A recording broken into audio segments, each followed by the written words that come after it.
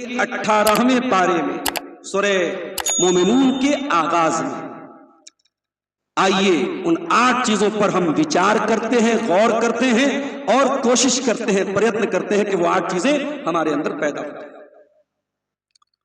क़द अफ़लहल मोमिनून, कामयाब हो गए ईमान वाले।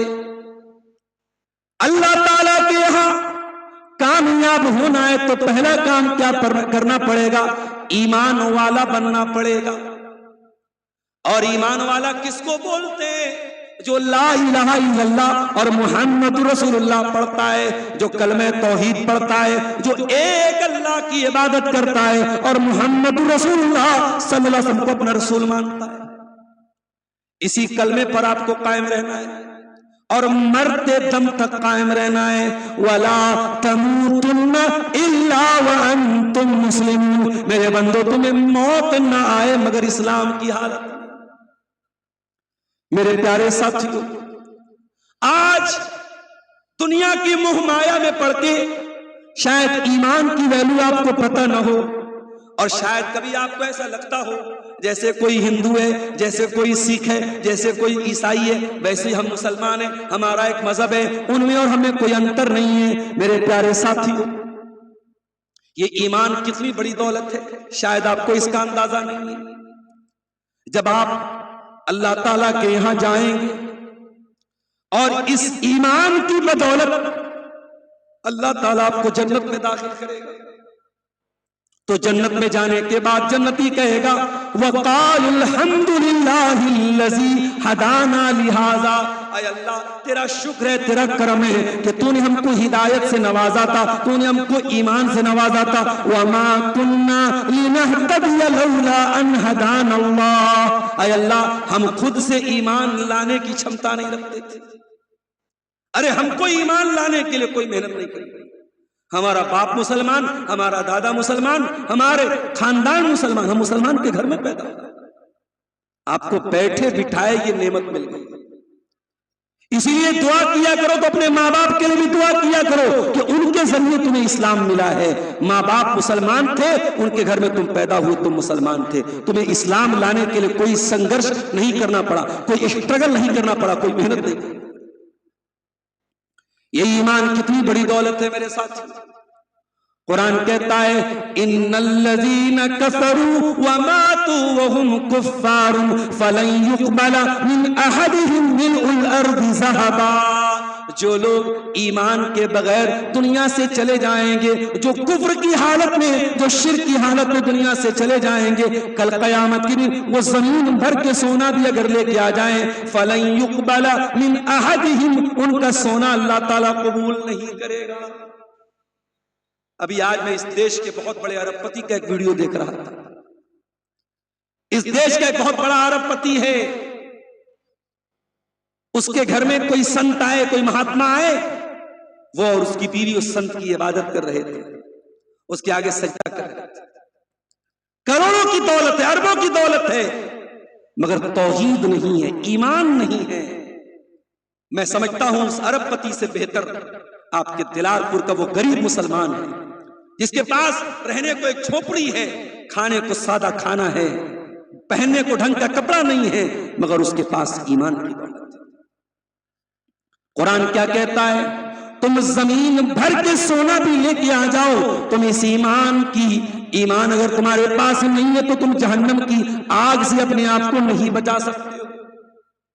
इसलिए मेरे भाइयों, ईमान की रक्षा करो, ईमान की हिफाजत करो, शिर्क मत करो। आज माफ करना, आपके अहले हदीसों में भी और शेरशाबादियों में भी बहुत सारी शिरकिया चीजें आ रही हैं। आपके बच्चों में भी गंदा तावीज पहना जाने लगा है, आपकी औरतें भी बदअकीदा लोगों के पास जाके अपने जादू का इलाज कराने लगी हैं। अभी एक साहब ने कल जयनगर में बताया, बाज औरतों को जिन्नात का मामला होता है, जादू का मामला होता है, वो ऐसे ओझा लोगों के पास जाती हैं जो शिर्क करते हैं और उन औरतों से शिर्क करवाते हैं। कहीं सांप का जहर उतारने के लिए कहीं शिरकिया मंत्र पढ़ा जाता है ताकि सांप का जहर उतर जाए, وَإِن قُتِلْتَ أَوْ حُرِّقْتَ، اللہ کے پیارے نبی حضرت معاذ بن جبل سے کہتے ہیں اے معاذ تو اللہ کے ساتھ کبھی شرک مت کرنا، تجھے قتل کر دیا جائے، تجھے جلا دیا جائے، قتل تو ہو جانا، جل کر راکھ ہو جانا، مگر اللہ کے ساتھ کبھی تو شرک مت کرنا۔ توحید کی امانت سینوں میں ہے ہمارے، آسان نہیں مٹانا نام و نشان۔ جب تک توحید ہے آپ کے پاس، کوئی مائی کا لال آپ کا پال باقی نہیں کر سکتا ہے۔ اس لیے مرتے دم تک اپنے ایمان کی حفاظت کرو میرے ساتھ۔ اپنی بہنوں سے کہنا چاہوں گا، بڑا افسوس ہوتا ہے، کٹیہار کے ایک بھائی بتانے لگے ایک مسلمان لڑکی کالج میں پڑھتی تھی، اس کے کئی بوائے فرینڈ تھے، اس نے مسلمان لڑکوں سے بھی دوستی کی تھی اور غیر مسلم لڑکوں سے بھی دوستی کی تھی۔ غیر مسلم لڑکوں سے اس کی دوستی کی تعلقات تھے اور وہ مسلمان لڑکی اپنے اسی ایک غیر مسلم عاشق کے ساتھ فرار ہو جاتی ہے اور مرتد ہو جاتی ہے، ایمان کا راستہ چھوڑ دیتی ہے، اسلام کو تیاگ دیتی ہے، چھوڑ دیتی ہے۔ اس سے بڑھ کے افسوس کیا ہو سکتا ہے؟ اور یہ صرف کٹیہار کی کہانی نہیں ہے، یہ کہانی اتر پردیش کے لکھنؤ کی بھی ہے، یہ اتر پردیش کے بریلی کی بھی ہے، یہ اتر پردیش کے بنارس کی بھی ہے، یہ کلکتہ کی بھی ہے، یہ حیدرآباد کی بھی ہے، یہ ممبئی، دیش کے مختلف کونوں سے یہ خبریں ہمارے پاس ہیں۔ مسلمان لڑکیاں باقاعدہ اس سازش کا شکار ہیں، باقاعدہ ایک جال بنایا جا رہا ہے، موبائل کی دکانوں پر مسلمان لڑکیوں کا نمبر لیا جا رہا ہے، فیس بک پر اور سوشل میڈیا پر پورا ایک گروپ موجود ہے جو مسلمان لڑکیوں کو ٹارگٹ کر رہا ہے، جو ان کے ان باکس میں آ کے ان سے چکنی چپڑی باتیں کرتا ہے، پہلے ان سے اسلام کے بارے میں جاننے کی بات کرتا ہے، پھر دھیرے دھیرے اپنے جال میں پھنسا کے ان لڑکیوں کی عزت کے ساتھ کھیلتا ہے، ان کے ایمان کا سودا کرتا ہے، ان کے ایمان سے ان کو نکالتا ہے۔ میری پیاری بہنوں، اللہ کی قسم اس سے مہنگا کوئی سودا نہیں ہو سکتا۔ دنیا کے پیار اور محبت کے نام پہ اگر کوئی تمہیں اسلام سے نکال دے، اس سے مہنگا کوئی سودا نہیں ہے۔ میری پیاری ماں اور بہنوں، اپنے ایمان کو اتنا حقیر نہ بنانا، اتنا معمولی مت بنانا۔ ارے تم تو سمیہ کی اولاد ہو۔ کون سمیہ؟ جس کے جوان بیٹے کے سامنے ابو جہل نے دھمکی دی تھی، اے سمیہ اگر تو نے اسلام نہیں چھوڑا، اگر تو نے محمد کا دین نہیں چھوڑا، اے سمیہ تیرے جوان بیٹے عمار کے سامنے تجھ کو ننگا کر دیں گے۔ ہائے ہائے، ایک ماں کے لیے اس سے بڑھ کے تکلیف کیا ہوگی، اس سے بڑھ کے افسوس کیا ہوگا کہ ماں کو اس کے جوان بیٹے کے سامنے ننگا کر دیا جائے۔ مگر اے سمیہ تیرے ایمان کا کیا کہنا، تیری استقامت کا کیا کہنا، تیرے جذبے کا کیا کہنا؟ سمیہ نے ننگا ہو جانا گوارا کر لیا، دردناک طریقے سے شہید ہو جانا گوارا کر لیا، مگر سمیہ نے اپنے ایمان کا سودا نہ کیا، اپنے دین کا سودا نہ کیا۔ میری پیاری بہنوں، اس ایمان کی حفاظت کرو۔ قد افلح المؤمنون، کامیاب ہو گئے ایمان والے۔ اگر ایمان نہیں ہے تو آپ کامیاب نہیں ہو سکتے، پہلی کنڈیشن ہے ایمان والے بنو۔ اور اے دلار پور کے لوگوں، ایک اور بات کان کھول کے سن لو، اپنے ایمان کے ساتھ ساتھ اپنی آنے والی نسلوں کے ایمان کی بھی چنتا کرو، اپنے بچوں کے ایمان کی بھی چنتا کرو۔ کہیں ایسا نہ ہو روزی روٹی کے چکر میں تم ایسی جگہ اپنے بچوں کو لے جا کے بسا دو جہاں آپ کے بچے مشرک ہو جائیں، شرک کرنے والے ہو جائیں، توحید کو چھوڑ دیں، ایمان کو چھوڑ دیں۔ اپنی آنے والی نسلوں کے ایمان کی بھی چنتا کرو، اپنی بیٹیوں کے ایمان کی بھی فکر کرو، اپنے بیٹوں کے ایمان کی بھی فکر کرو۔ ابراہیم خلیل اللہ اللہ کی بارگاہ میں دعا کرتے ہیں، وَجُنُوبُنِي وَبَنِيَّ أَن نَّعْبُدَ الْأَصْنَامَ، اے اللہ تو مجھے بھی شرک سے بچا اور میرے آنے والے میرے بچوں کو، میری آنے والی نسلوں کو بھی تو شرک سے بچا۔ تو کامیابی کی پہلی سیڑھی کیا ہے؟ ایمان والے۔ اور آگے بڑھیں، الَّذِينَ هُمْ فِي صَلَاتِهِمْ خَاشِعُونَ۔ کامیاب لوگوں کی دوسری پہچان، جب وہ نماز پڑھتے ہیں اپنی نماز میں وہ کنسنٹریشن کرتے ہیں، فوکس کرتے ہیں، اپنی نماز میں خشوع اور خضوع اختیار کرتے ہیں۔ الذین هم فی صلاتهم خاشعون، وہ اپنی نماز میں اللہ سے ڈرتے ہیں۔ اور ہم لوگ نماز کیسے پڑھتے ہیں؟ علامہ اقبال نے بڑی سچی بات کہی ہے، میں جو سر بسجدہ ہوا کبھی تو زمین سے آنے لگی یہ صدا، میں جو سر بسجدہ ہوا کبھی تو زمین سے آنے لگی صدا، تیرا دل تو ہے صنم آشنا تجھے کیا ملے گا نماز میں۔ نماز میں آج ہمارا دل نہیں لگتا، ہمارا دل کہیں، دماغ کہیں، خیال کہیں۔ اپنی نماز میں خشوع اور خضوع پیدا کرو میرے پیارے ساتھ۔ حضرت عائشہ نماز پڑھ رہی تھی، ان کا بھتیجا ان سے ملنے آیا، قاسم بن محمد اپنی پھوپھی سے ملنے آیا، دیکھا پھوپھی جان نماز پڑھ رہی ہیں اور نماز کی حالت میں سورہ طور کی تلاوت کر رہی ہیں اور سورہ طور کی یہ آیت پڑھ رہی ہیں، فمن اللہ علینا ووقانا عذاب السموم، اللہ تعالیٰ کا ہم پر کرم ہوا۔ جب جنتی جنت میں جائیں گے تو کہیں گے اللہ تعالیٰ کا ہم پر کرم ہوا کہ اللہ نے ہم کو جہنم کی آگ سے بچا لیا۔ حضرت عائشہ اسی آیت کو پڑھتی چلی جا رہی ہیں، روتی چلی جا رہی ہیں، پڑھتی چلی جا رہی ہیں، روتی چلی جا رہی ہیں۔ ان کا بھتیجا کہتا ہے میں پھوپھی سے ملنے آیا تھا، میں نے دیکھا پھوپھی اسی آیت کو پڑھ رہی ہیں، میں وہاں سے چلا گیا، میں بازار چلا گیا اور بہت دیر کے بعد میں واپس لوٹا، میں کیا دیکھتا ہوں، میں جب واپس آیا میری پھوپھی جان اسی حالت میں نماز میں کھڑی ہیں اور اسی آیت کو پڑھ کے روتی چلی جا رہی ہیں اور دہراتی چلی جا رہی ہیں، فمن اللہ علینا ووقانا عذاب السموم۔ ایک ہماری نماز ہے، ہم تو نماز بھی ایسے پڑھتے ہیں جیسے احسان کرتے ہیں۔ نماز میں خشوع اختیار کرو میرے بھائی، نماز ایسے پڑھو جیسے تم اللہ کو دیکھ رہے ہو۔ ارے تم اپنے شہر کے ودھائک کے پاس جاتے ہو تو ادب سے کھڑے ہوتے ہو، شہر کے ڈی ایم اور ایس پی کے سامنے کھڑے ہوتے ہو تو ادب سے کھڑے ہوتے ہو، اللہ کے سامنے کھڑے ہو تو دل کہیں ہے دماغ کہیں۔ قرآن کہتا ہے فَوَيْلٌ لِّلْمُصَلِّينَ الَّذِينَ هُمْ عَنْ صَلَاتِهِمْ سَاهُونَ الَّذِينَ هُمْ يُرَاءُونَ، ایسے نماز پڑھنے والوں کے لیے بربادی ہے جن کا دل نماز میں نہیں لگتا ہے، جو لوگوں کو دکھانے کے لیے نماز پڑھتے ہیں۔ تو کامیاب کی پہچان، دوسری پہچان کیا بتائی اللہ نے؟ الَّذِينَ هُمْ فِي صَلَاتِهِمْ خَاشِعُونَ، جو اپنی نماز میں خشوع اور خضوع اختیار کرتے ہیں۔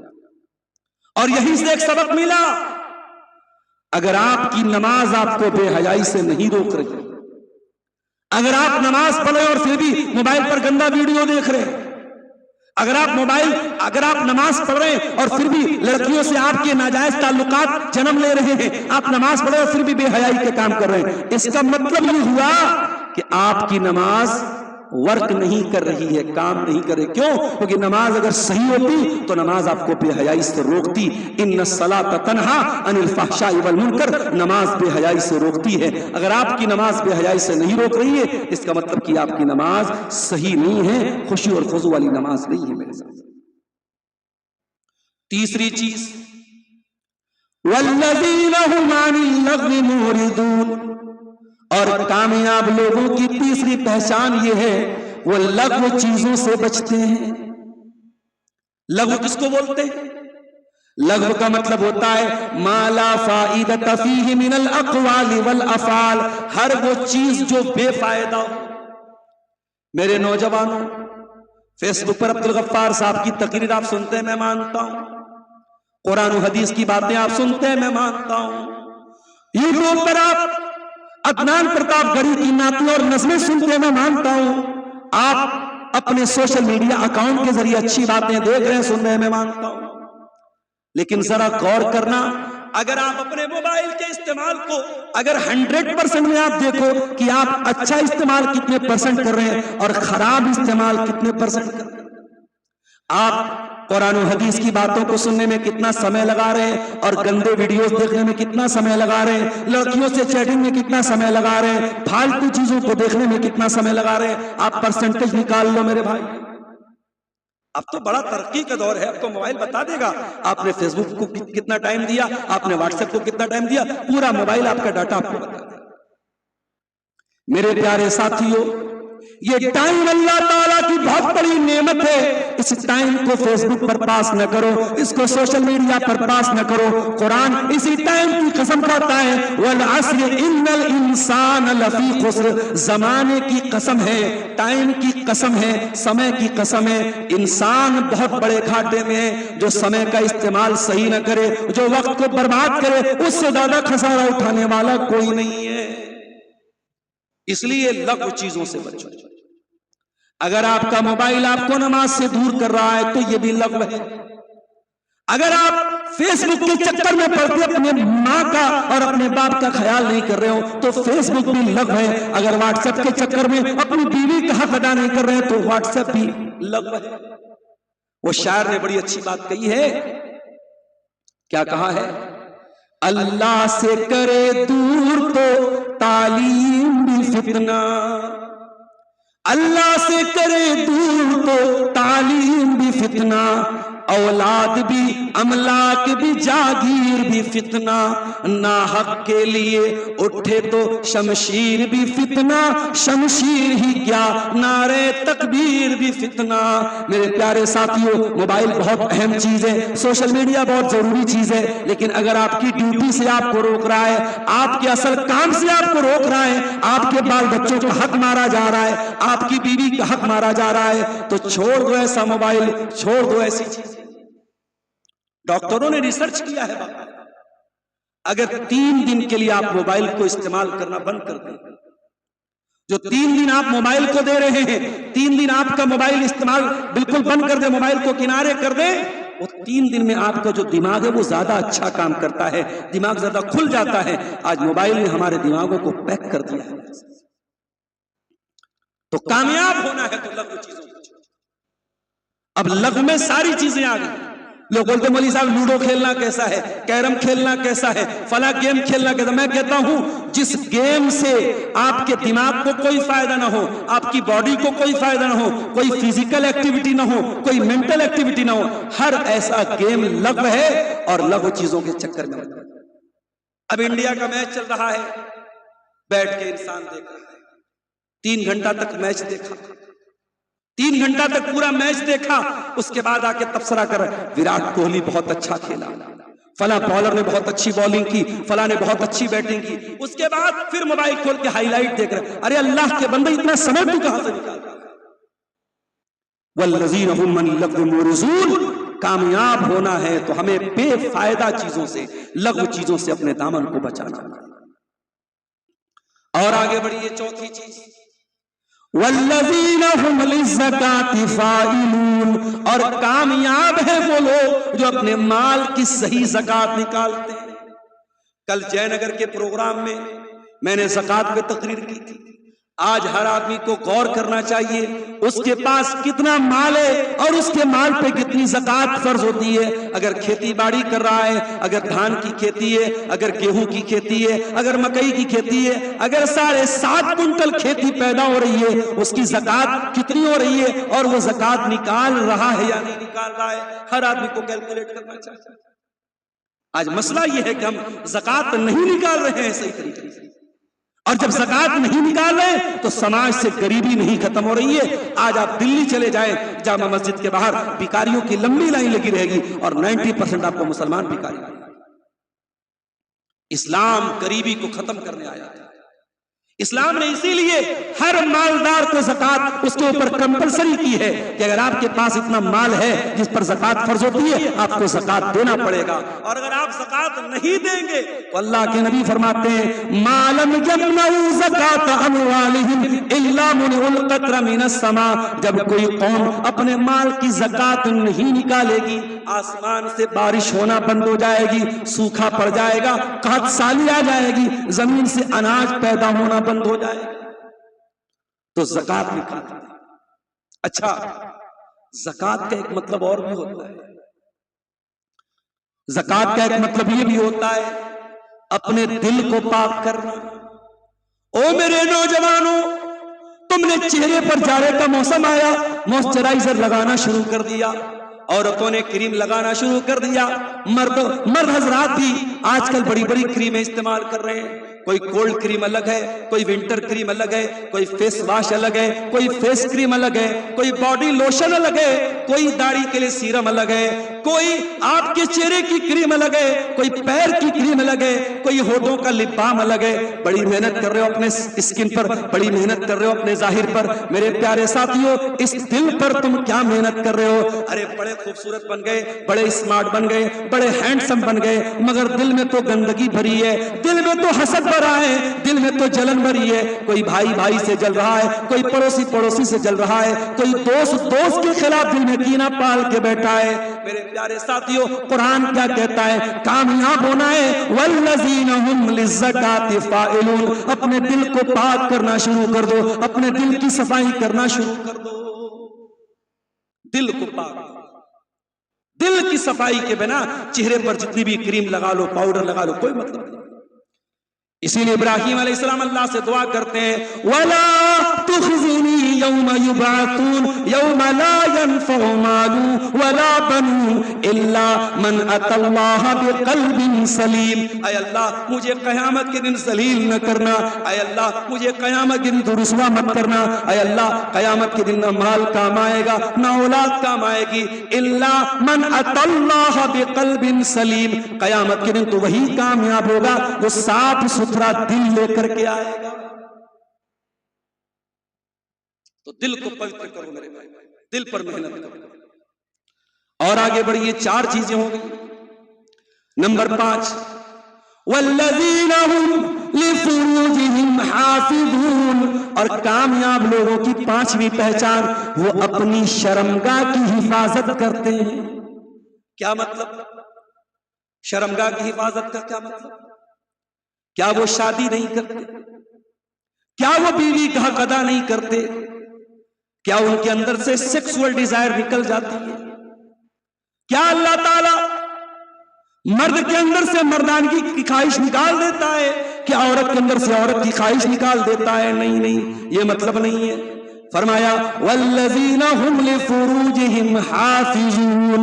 کامیاب بندے وہ ہیں جو اپنی شرمگاہ کی حفاظت کرتے ہیں. الا علی ازواجہم. وہ اپنی بیویوں کے ساتھ، اور اگر بیوی ہے تو اپنے شوہر کے ساتھ اپنی جائز خواہشات کو پورا کرتے ہیں. اللہ، یہ ہے ہمارا دین. ہمارا دین رہبانیت نہیں سکھاتا ہے. ہمارا دین یہ نہیں سکھاتا ہے آپ شادی مت کرو. اگر آپ کے پاس شادی کرنے کی چھمتا ہے تو شادی کرنا ضروری ہے. اللہ کے نبی فرماتے ہیں یا معاشر الشباب من استطاع منکم الباءۃ فلیتزوج فانه اغض للبصر واحسن للفرج. اے نوجوانوں، اگر تم شادی کرنے کی چھمتا رکھتے ہو، اگر بیوی کا حق ادا کر سکتے ہو، اگر شاریرک روپ سے جسمانی اعتبار سے شادی کے قابل ہو اور اپنی بیوی کا خرچہ اٹھا سکتے ہو تو نکاح کر لو، شادی کر لو. فانه اغض للبصر واحسن للفرج. جب تم شادی کر لو گے تو تمہاری شرمگاہ کی حفاظت ہوگی اور تمہاری آنکھیں جھک جائیں گی. نکاح کرو. مگر آپ نکاح کیسے کریں؟ آپ کو تو ہلدی کی رسم نبھانا ہے، منگنی کی رسم نبھانا ہے، 300 باراتیوں کو کھلانا ہے، جہیز دینا ہے، دنیا بھر کے رسم و رواج کرنا ہے. انجام کیا ہے؟ 30 سال کی، 40 سال کی لڑکیاں ہو رہی ہیں، لڑکے ہو رہے ہیں، شادی نہیں ہو رہی. کون ذمہ دار ہے؟ ان لڑکیوں کا باپ ذمہ دار ہے، ان لڑکوں کے ماں باپ ذمہ دار ہے. نکاح کو سرل بناؤ، نکاح کو آسان بناؤ، نکاح کو مشکل مت بناؤ میرے ساتھ. یہ دور صحابہ کا دور نہیں ہے، یہ دور 2025 کا دور ہے. 2026 آنے والا ہے. دنیا میں زنا بہت عام ہو رہا ہے، ننگا پن بہت عام ہو رہا ہے. اگر اپنی جوان نسل کو بچانا ہے زنا کاری سے اور بدکاری سے، قرآن کہہ رہا ہے ان کا نکاح کراؤ الا علی ازواجہم، تاکہ انسان، ایک بالغ انسان، ایک جوان انسان اپنی خواہشات کو صحیح طریقے سے پورا کر سکے. اسلام آپ کو رہبانیت نہیں سکھاتا ہے. ایک صحابی تھے، ان کا نام تھا عمرو بن عاص. انہوں نے اپنے بیٹے کی شادی کی. بیٹے کا نام تھا عبداللہ بن عمرو بن عاص. بیٹے کی شادی ہو گئی، بیٹا رات میں تہجد پڑھ رہا ہے، دن میں روزہ رکھ رہا ہے، بیوی کے پاس جاتا ہی نہیں. شادی شدہ عورت اگر سسرال میں ہے اور شوہر اس سے دور ہے تو بیمار پڑ جائے گی.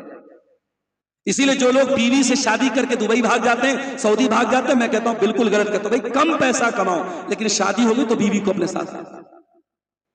اور بات آئی ہے تو سن لو، ان مدرسوں کے ٹیچروں کو جو تم فیملی سے دور رکھتے ہو، چلو بھٹانی میں ڈوب مرنا چاہیے.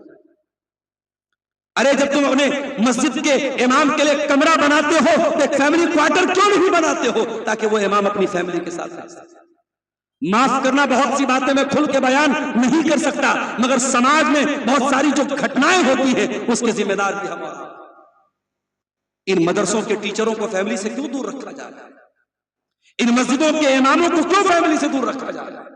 شادی شدہ انسان اپنی بیوی سے دور رہے گا تو بہت سارے مسئلے کھڑے ہوں گے، اور آج مسئلے کھڑے ہو رہے ہیں. اس لیے اللہ کے نبی فرماتے ہیں شادی کرو، شادی کو آسان کرو، اور جب نکاح ہو جائے تو قرآن کیا کہتا ہے؟ لِتَسْكُنُوا إِلَيْهَا، تاکہ میاں بیوی ایک دوسرے سے سکون حاصل کریں. سکون حاصل کریں. زنا کرنے والا کبھی سکون نہیں پائے گا، حرام ریلیشن شپ رکھنے والا، ناجائز تعلقات بنانے والا کبھی سکون نہیں پائے گا. اس کی اچھائیں تو پوری ہو جائیں گی لیکن اللہ تعالیٰ اس کے دل کو کبھی سکون نہیں دے گا. میرے بھائیوں، اگر سکون ہے تو نکاح کے اندر ہے، زنا کے اندر کبھی سکون نہیں ہو سکتا. تو قرآن کیا کہہ رہا ہے؟ کامیاب وہ لوگ ہیں جو اپنی شرمگاہ کی حفاظت کرتے ہیں. میری پیاری ماں بہنوں، اگر آپ کو پردے کا حکم ملا ہے اسی شرمگاہ کی حفاظت کے لیے ملا ہے. اگر آپ کو یہ حکم دیا گیا ہے کہ بغیر محرم کے سفر مت کرو تو اسی شرمگاہ کی حفاظت کے لیے ملا ہے. اگر بھابھی سے کہا گیا کہ دیور کے ساتھ تنہائی نہ اختیار کرے تو اسی شرمگاہ کی حفاظت کے لیے حکم ملا ہے. اگر سالی سے کہا گیا کہ جیجا کے ساتھ تنہائی اختیار نہ کرے تو اسی شرمگاہ کی حفاظت کے لیے حکم ملا ہے. والذین هم لفروجہم حافظون، کامیاب ہیں وہ لوگ جو اپنی شرمگاہ کی حفاظت کرتے ہیں. الا علی ازواجہم او ما ملکت ایمانہم، ہاں اپنی بیوی کے ساتھ اپنی خواہش پوری کر سکتے ہیں. اور پہلے کے زمانے میں جب غلامی چلتی تھی، غلام ہوتے تھے، لونڈی ہوتی تھی، تو لونڈی کے ساتھ بھی تعلقات بنانا جائز تھا. اب وہ دور ختم، لہذا اس پر بات نہیں کرنا ہے. فمن ابتغى وراء ذلك فاولئک هم العادون، جو حرام طریقے سے اپنی یہ خواہش پوری کرے گا اللہ تعالیٰ کے وہ باقی. اب یہاں ایک مسئلہ اور یاد رکھنا، ایک انسان شادی شدہ ہے، بیوی کے ساتھ رہتا ہے، بیوی کا حق ادا کرتا ہے، بچوں کا حق ادا کرتا ہے، اس پر بھی اس کو ثواب ملے گا. اللہ کے نبی نے فرمایا تم اپنی بیوی کو جو لقمہ کھلاتے ہو اس پر بھی تم کو ثواب ملے گا. لہٰذا میرے بھائیوں، اپنی بیویوں کے لیے لائل بنو، اپنی بیویوں کے لیے وفادار بنو، اپنی بیویوں کے ساتھ کبھی غداری نہ کرنا. کوئی عورت اپنے شوہر کے ساتھ بے وفائی نہ کرے، کوئی مرد اپنی بیوی کے ساتھ بے وفائی نہ کرے. اپنے جوڑے کے لیے، اپنے شوہر کے لیے، اپنی بیوی کے لیے لائل بنو، وفادار بنو، اور کہیں اور منہ مارنے کی کوشش مت کرو. قرآن کہتا اگر کوئی اور ناجائز طریقہ اپنائے گا وہ اللہ تعالیٰ کے ہاں مجرم مانا جائے گا.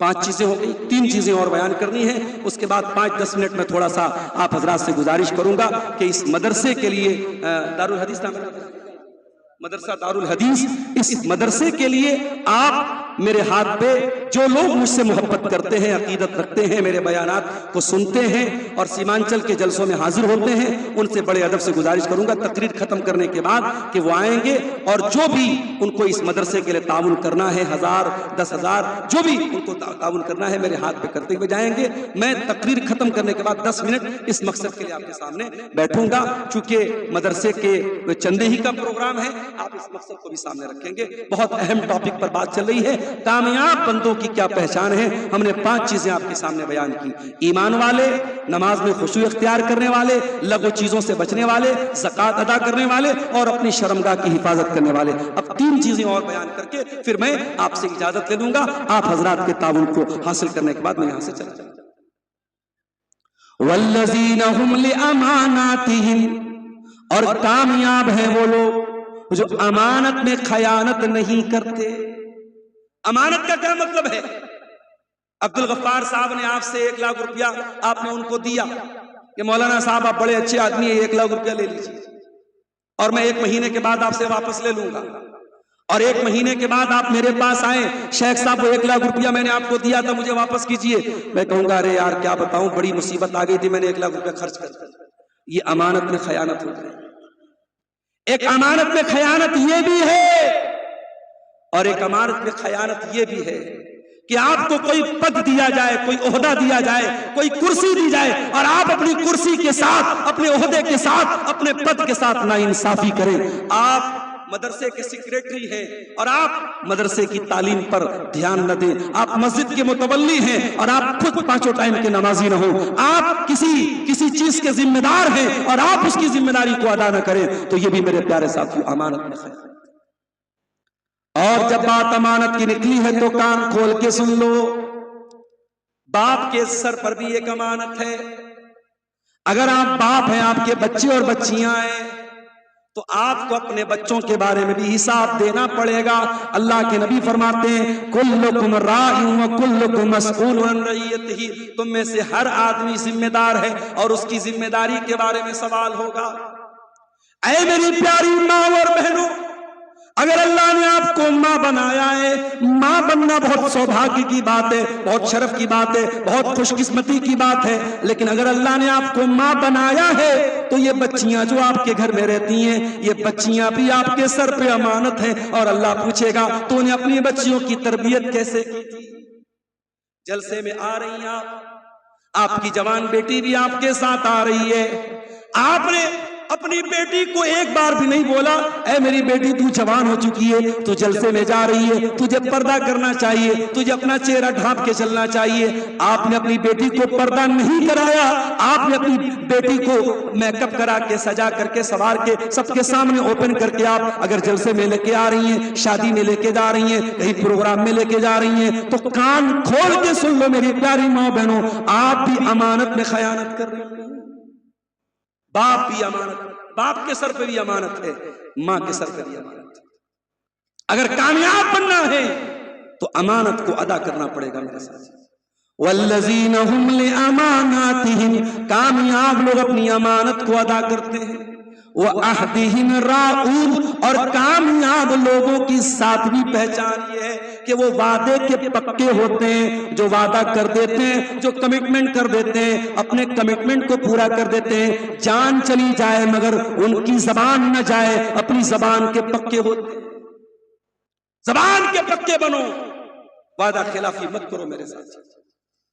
نبی اکرم صحابہ کے ساتھ اسلام کی پہلی لڑائی لڑنے جا رہے ہیں، دشمن کی تعداد 1000 ہے، صحابہ کی تعداد 313 ہے، ایک آدمی کو 3 کا مقابلہ کرنا ہے، ایک کے مقابلے میں 3 لوگ ہیں، 313 کا مقابلہ 1000 سے۔ اللہ کے نبی بڑی ٹینشن میں، بڑی چنتا میں، اللہ سے دعا کرتے ہیں اللہم ان تہلک ھذہ العصابۃ لن تعبد فی الارض، اے اللہ اگر یہ مٹھی پر مسلمان ہلاک ہو گئے، یہ 313 اگر ہلاک ہو گئے، اے اللہ پھر روئے زمین پر تیرا نام لینے والا کوئی نہیں ہوگا، تیرا کلمہ پڑھنے والا کوئی نہیں ہوگا۔ نبی دعا کر رہے ہیں، نبی اللہ سے مدد مانگ رہے ہیں، اتنے میں 2 صحابی آتے ہیں، اے اللہ کے نبی ہم آپ کا ساتھ دینے آ رہے تھے، دشمن نے ہمیں اریسٹ کر لیا، دشمن نے گرفتار کر لیا اور ہم سے یہ وعدہ کروایا کہ ہم آپ کا ساتھ نہیں دیں گے، ہم لڑائی میں شامل نہیں ہوں گے، تب جا کر کے انہوں نے ہم کو رہا کیا ہے۔ اے اللہ کے نبی ہم نے وعدہ تو کر لیا اپنی جان بچانے کے لیے، مگر ہمیں معلوم ہے کہ آپ کو ہماری مدد کی ضرورت ہے، اے اللہ کے نبی ہم کو بھی فوج میں جانے دیجئے، ہم کو بھی لڑائی کے میدان میں جانے دیجئے۔ نبی نے فرمایا نہیں نہیں، ہم وعدہ خلافی کرنے والے لوگ نہیں ہیں، انصرفا، اے میرے دونوں صحابی تم واپس چلے جاؤ، ہم وعدہ نہیں توڑ سکتے۔ اللہ، جنگ کے میدان میں بھی نبی نے وعدہ نہیں توڑا ہے، لہذا جو یہ کہتا ہے کہ جنگ کے میدان میں سب جائز ہے، every thing is fair in love and war, پیار اور جنگ میں سب جائز ہے، وہ دنیا کا کوئی بہت بڑا بے وقوف انسان تھا۔ اسلام میں نہ پیار میں سب جائز ہے، نہ جنگ میں سب جائز ہے۔ جنگ کے میدان میں بھی آپ کو اس بات کی اجازت نہیں ہے کہ آپ وعدہ خلاف کریں۔ والذین هم لاماناتهم وعہدہم راعون، کامیاب ہے وہ لوگ جو امانت کو ادا کرتے ہیں اور اپنے وعدے کو نبھاتے ہیں۔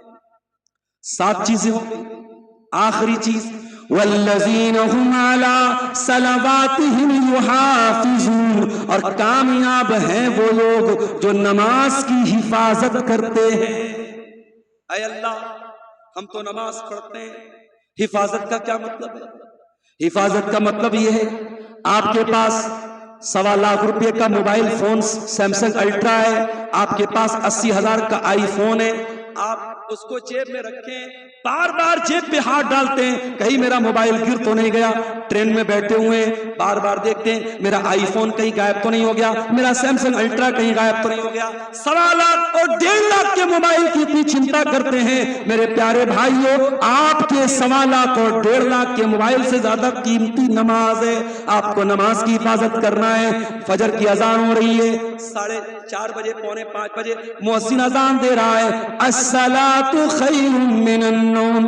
آپ منصاحی کے جلسے میں، دلال پور کے جلسے میں گئے، رات کو 2 بجے تک آپ جاگے ہیں، لیکن 4:45 بجے اگر فجر کی اذان ہو رہی ہے اور مؤذن کہہ رہا ہے نماز نیند سے بہتر ہے، تو آپ کو اپنا بستر چھوڑ کے مسجد میں جانا ہے۔ آپ دکان پہ بیٹھے، کسٹمر پر کسٹمر آ رہا ہے، ظہر کی اذان ہو رہی ہے، مؤذن کہتا ہے حی علی الصلاۃ حی علی الفلاح، آ جاؤ کامیابی کی طرف، آ جاؤ نماز کی طرف۔ آپ کو اپنی دکان بند کر کے مسجد کی طرف جانا ہے۔ والذین هم علی صلواتہم یحافظون، کامیاب اگر بننا ہے تو نماز کی حفاظت کرنی پڑے گی۔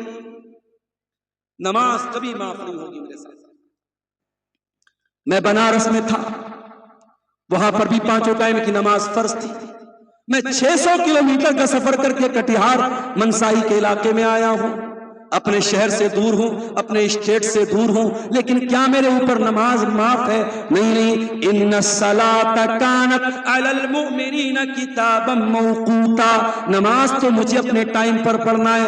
ہاں، سفر کی حالت میں 4 رکعت والی نماز کو 2 کر کے پڑھنا ہے۔ مغرب کے ساتھ میں عشاء کی نماز پڑھ سکتا ہوں، ظہر کے ساتھ میں عصر کی پڑھ سکتا ہوں، یہ سہولت تو دی گئی، مگر نماز میرے لیے معاف نہیں ہے۔ میرے پیارے ساتھیوں، نماز کی پابندی کرو، نماز کی حفاظت کرو۔ آج افسوس کی بات ہے، اتنے جلسے ہو رہے ہیں سیمانچل میں، کٹیہار کا مسافر خانہ، ابھی پرسوں کسی نے بتایا مسافر خانے میں وقتہ لوگ اور مقرر لوگ بھرے پڑے ہیں، کہیں منصاہی میں جلسہ ہے، کہیں پرانپور میں جلسہ ہے، کہیں منیہاری میں پروگرام ہے، کہیں ادھر کٹیہار سائٹ میں پروگرام ہے۔ پروگراموں کی کمی نہیں ہے میرے ساتھ، کمی کس چیز کی ہے؟ مسجد تو بنا لی شب بھر میں ایمان کی حرارت والوں نے، مسجد تو بنا لی شب بھر میں ایمان کی حرارت والوں نے، من اپنا پرانا پاپی تھا برسوں میں نمازی بن نہ سکا۔ نمازیوں کی کمی ہے میرے ساتھ۔ قرآن کہتا ہے نمازی مت بنو، کیا بنو؟ والذین هم علی صلواتہم یحافظون، نماز کی حفاظت کرنے والے بن جاؤ۔ نماز کی اتنی چنتا تمہیں ہو جائے کہ ایک ٹائم کی نماز بھی اگر چھوٹ جائے تو ایسا دل کو محسوس ہو کہ کچھ چھوٹ گیا، کچھ مس ہو گیا۔ یہ 8 چیزیں ہو گئی۔ اب یہ 8 چیزیں اگر آپ اپنے اندر پیدا کر لیں تو قرآن کی گارنٹی سن لو، یہ کسی مولانا کی گارنٹی نہیں ہے، یہ کسی وقتہ اور مقرر کی گارنٹی نہیں، یہ قرآن کریم کی گارنٹی ہے۔ اولئک هم الوارثون الذین یرثون الفردوس۔ یہ 8 چیزیں اگر آپ نے اپنے اندر پیدا کر لی تو آپ جنت الفردوس کے وارث بن جائیں گے۔ ہم فیہا خالدون، اور جنت میں ہمیشہ آپ رہیں گے۔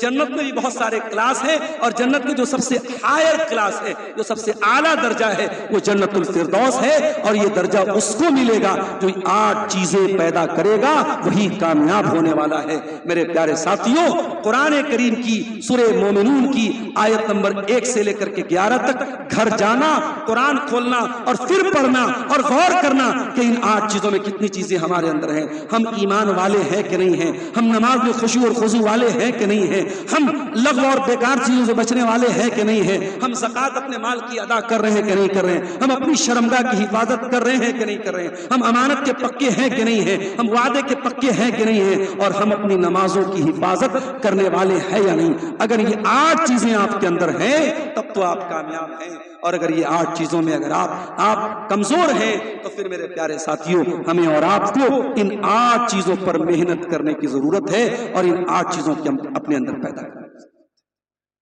اب ایک آخری بات بیان کر کے میں بات ختم کروں گا، کیونکہ لگ بھگ جو ہے 12:40 ہو رہے ہیں۔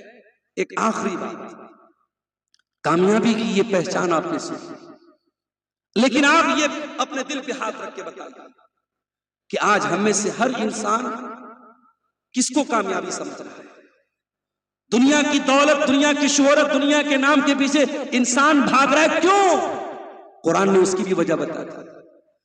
اے اصلی کامیابی کو چھوڑ کے نقلی کامیابی کے پیچھے بھاگنے والوں، اس کا ریزن کیا ہے؟ فرمایا وَمَا الْحَيَاةُ الدُّنْيَا إِلَّا مَتَاعُ الْغُرُورِ، جس دنیا کے چکر میں پڑ کے تم اللہ کی کامیابی کو بھول کے بیٹھے ہو، وہ دنیا تو دھوکہ ہے، دھوکہ، یہ دنیا دھوکہ ہے میرے ساتھیوں۔ نہ یہاں کے رشتے پرماننٹ ہیں، نہ یہاں کی دولت پرماننٹ ہے، نہ یہاں کا گھر پرماننٹ ہے، نہ یہاں کی عزت پرماننٹ ہے۔ دنیا آدمی بلبلا ہے پانی کا، کیا بھروسہ ہے زندگانی کا۔